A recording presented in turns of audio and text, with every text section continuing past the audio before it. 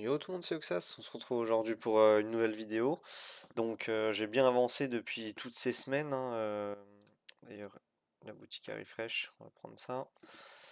J'ai bien avancé depuis toutes ces semaines, j'ai pas fait de vidéo, je suis parti en vacances. Me voilà de retour, je vais pouvoir faire des vidéos un peu plus sur du contenu HL, hein, parce que j'avais pas trop envie de faire des vidéos sur du contenu plutôt bas niveau, même si ça peut intéresser, dites-moi dans les commentaires ce que vous aimeriez bien comme contenu. Voilà, donc je vais faire une série de vidéos sur plusieurs, un peu tous les contenus, je vais essayer si ça vous plaît. N'hésitez pas à me le dire. Donc j'avais déjà fait une vidéo sur le raid d'équipement 2, il me semble. Donc maintenant, bah, je vous montre, je suis un petit peu plus loin maintenant, j'arrive à l'étape 22, donc sur le raid d'équipement 1.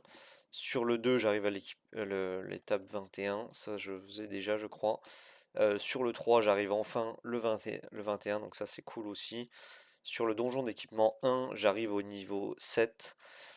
Sur le donjon d'équipement 2, j'arrive jusqu'au niveau 6. Voilà, l'artefact j'ai fini, j'arrive jusqu'au 22 tout à la fin. Donc ça c'est cool, les promotions j'avais déjà fini. Les raids de ressources aussi.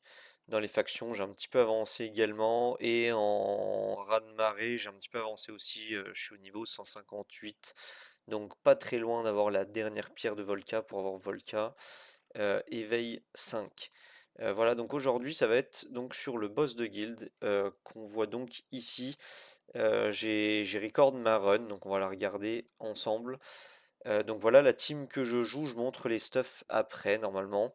Donc voilà, donc ici je joue Ingrid lead, hein, c'est vraiment fort, l'unité est très très forte pour ceux qui l'ont.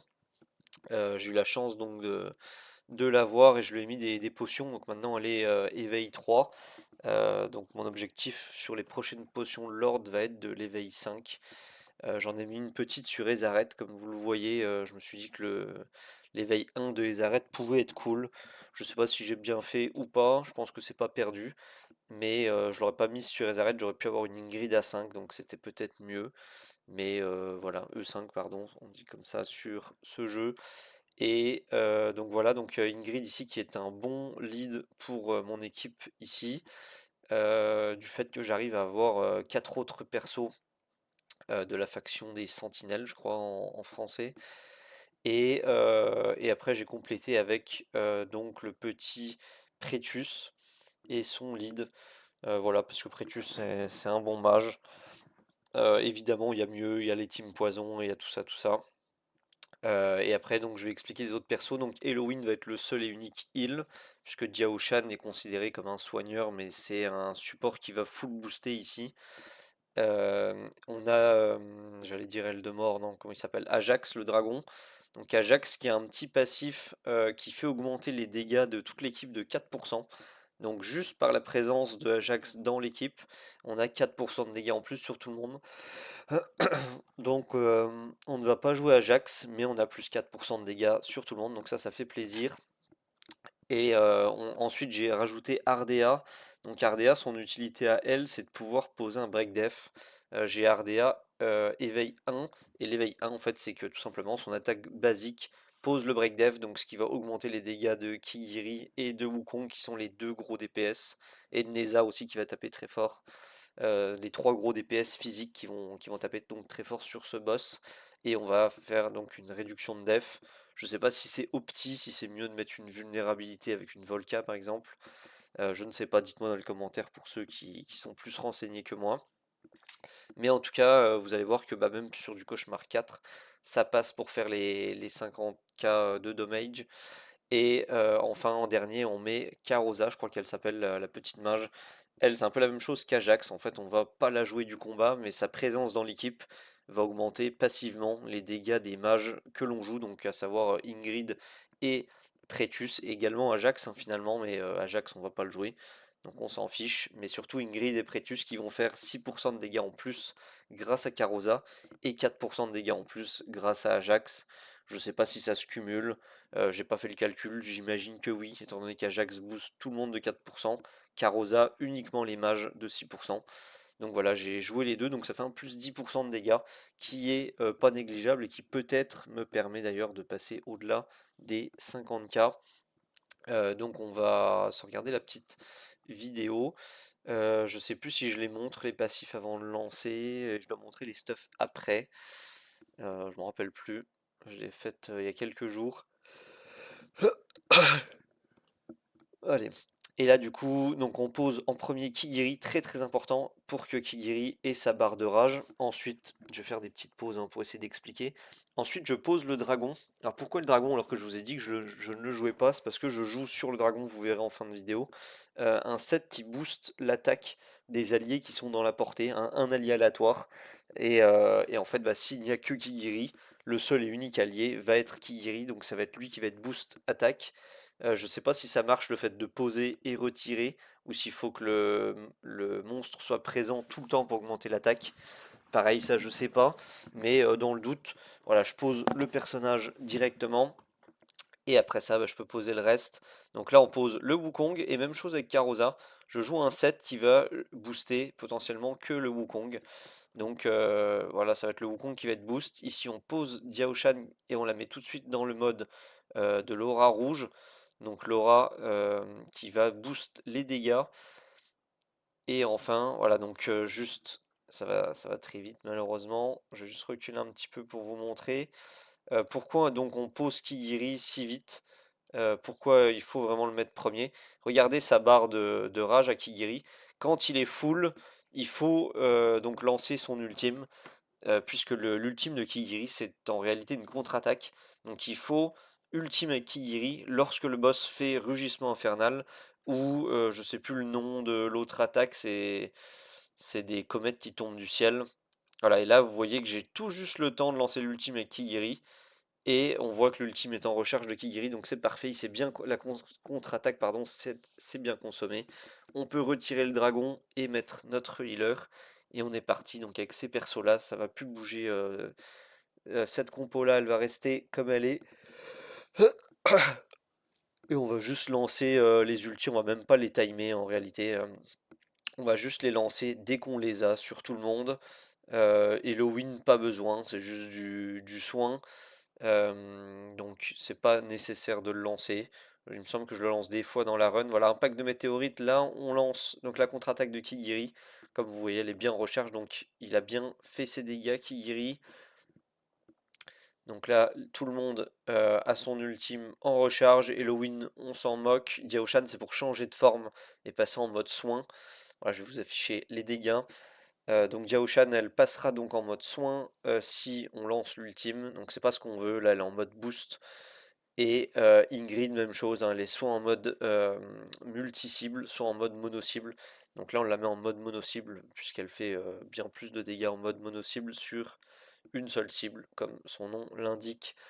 Voilà, donc on est à 14 000 dégâts. J'ai un petit repère, c'est de. Bon, qui est pas très très dur à trouver hein, finalement. J'ai un petit repère, c'est à 2 minutes 30, donc à la moitié du combat. Je dois être plus ou moins à la moitié des dégâts. Donc. Pardon, donc 25 000 dégâts environ sur 50 000 lorsqu'on sera à 2 minutes 30 environ. Si on est à comme 23 000 dégâts, ça passe. C'est dû à peu près, puisque Prétus notamment gagne en puissance tout au long du combat. À chaque fois qu'il lance un ultime, il augmente son attaque. Donc Kigiri devient de plus en plus fort tout au long du combat. Et là, vous voyez que voilà, on met la contre-attaque de Kigiri, elle s'est consommée, donc il a bien contre-attaqué. Et vous voyez donc que Kigiri s'envole hein, dans les dégâts, par rapport à mes autres persos en tout cas. Je me doute que certaines personnes qui vont regarder cette vidéo auront bien mieux en termes de dégâts et de stuff. Donc je le rappelle pour ceux qui me connaissent pas, qui tombent peut-être sur ma vidéo, je joue depuis quelques mois maintenant au jeu, donc courant de l'année 2025, et je prends des conseils de part et d'autre. Et je fais des petites vidéos sur le jeu, j'essaye. Je suis officiellement content creator pour le jeu. Donc on essaye de faire des vidéos pour vous donner l'envie de jouer. Et puis pourquoi pas de progresser ensemble. Voilà, là on va mettre la contre-attaque de Kigiri sur le rugissement. C'est parfait. J'ai pas regardé d'ailleurs d'une minute 30 si on avait la moitié des dégâts. Mais spoiler alerte, sûrement que oui. Puisque c'est une run qui va faire au-delà de 50 000. C'est pour ça que je vous la montre, hein. Ça peut donner des idées pour ceux qui ont ces héros-là. Je sais qu'on parle beaucoup de Team Poison si vous vous renseignez comme je le fais. Beaucoup de gens parlent de la Team Poison pour dire il faut absolument la Team Poison pour passer le boss. Et bah forcément quand on ne l'a pas c'est plus compliqué. Mais il y a beaucoup de solutions. Donc ici ça en est une, bien que ça soit pas la plus simple, étant donné qu'il y a quand même plusieurs héros limités. Ici il y a 3 héros limités. On a Kigiri, Wukong et Diaoshan qui sont limités. Et en plus de ça, Kigiri est vraiment extrêmement nul lorsqu'il n'a pas son éveil 3. Lorsqu'il est éveillé 3, c'est là qu'il gagne vraiment en puissance, Kigiri. C'est impressionnant le gap de dégâts. Pour vous donner un ordre d'idée sur ce boss, mon Kigiri est à peu près dans les de 15 millions, 20 millions à peu près en éveil 2. Et depuis qu'il a son éveil 3, regardez, on n'est pas encore à la fin de la run et je suis déjà à 150 millions de dégâts quasiment. Alors on met une contre-attaque et on va y être aux 150 dégâts avec la contre-attaque. Voilà, on a dépassé 152 millions. Et on a dépassé aussi la barre des 50K sur le dragon. Donc ça c'est parfait. Ça va faire une run automatique à partir d'aujourd'hui qui va faire plus de 50K, donc le maximum de récompenses. Pas besoin pour ceux qui se demandent est-ce que j'ai besoin de faire 300 000 de score? C'est pas la peine. Au-delà de 50 000, c'est les mêmes récompenses. Il y a des rumeurs qui disent qu'on a plus de récompenses si on va bien au-delà des 50 000. C'est faux. Vous avez exactement les mêmes récompenses. 50 000, à 60 000 ou à 734 millions de dégâts. Puisque le maximum de récompenses, comme on va le voir ici, c'est 50 000. Voilà, et du coup on a réussi, donc ça c'est vraiment cool. Donc un petit récap des dégâts, Kigiri, Wukong, Ingrid. Voilà, RDA ici qui fait pas beaucoup mais qui est juste là pour break dev, donc c'est améliorable la composition, évidemment. Et on va donc aller montrer les stuffs des persos. Donc on va commencer par ce fameux Kigiri. Voilà, vous pourrez faire pause hein, si vous avez besoin de voir plus en détail les stats. Je vais montrer donc l'artefact. Voilà, l'artefact de Ingrid. Bon, pareil, je suis pas très serein sur les choix d'artefacts et de stuff. N'hésitez pas à me dire, j'ai pas encore de set, hein, vous allez voir que, enfin, du moins sur tous les héros. Donc j'ai beaucoup de héros en broken set. Donc là encore, tous ceux qui vous diront essaye de faire un set, c'est d'abord les stats sur tous les gachas avant d'avoir un set. Voilà, ici, donc je vais faire juste une petite pause ici. Voilà pourquoi donc je joue Ajax. Non seulement Ajax dans ses compétences, il booste de 4% les dégâts de toute la composition, comme je vous l'ai dit, et également avec ce set. Donc pas besoin d'avoir des pièces améliorées plus 16. Moi il se fait que c'est vraiment des pièces que je joue sur un healer, mais pas besoin d'avoir des pièces, vous pouvez avoir même des pièces niveau 1, c'est bon, tant que vous avez les 3 du même set, donc là c'est l'exception pour Ajax, pas besoin de stats, mais faut le set, puisqu'on ne le joue pas, et là ce set, comme vous pouvez le lire, augmente l'attaque du héros l'allié avec l'attaque la plus élevée, c'est pas aléatoire ce set là, je crois que c'est sur Carosa le set où c'est aléatoire, de 12%. Donc plus 12% d'attaque sur Kigiri puisqu'on joue Ajax lorsqu'il n'y a que Kigiri sur le terrain.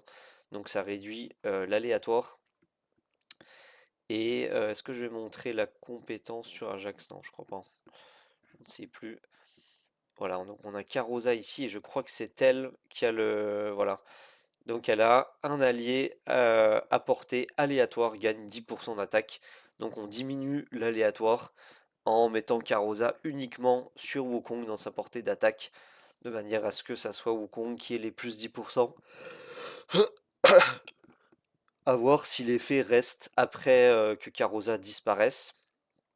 En tout cas, ça me coûte rien de le faire, donc je le fais au début des runs, et maintenant ça va être une run automatique, donc ça va être encore plus simple. Voilà, j'espère que vous avez apprécié la vidéo. Je pense que j'ai fait le tour de tous les persos, que j'ai oublié personne. Voilà, je remonte vite fait les bonus. Donc on voit que Carosa donne 6% de dégâts à tous les mages que lorsque Carroza est dans l'équipe, donc dans l'équipe, c'est-à-dire dans l'effectif de départ. Et voilà pour cette vidéo. Merci d'avoir regardé. Je vous souhaite bon jeu et à plus.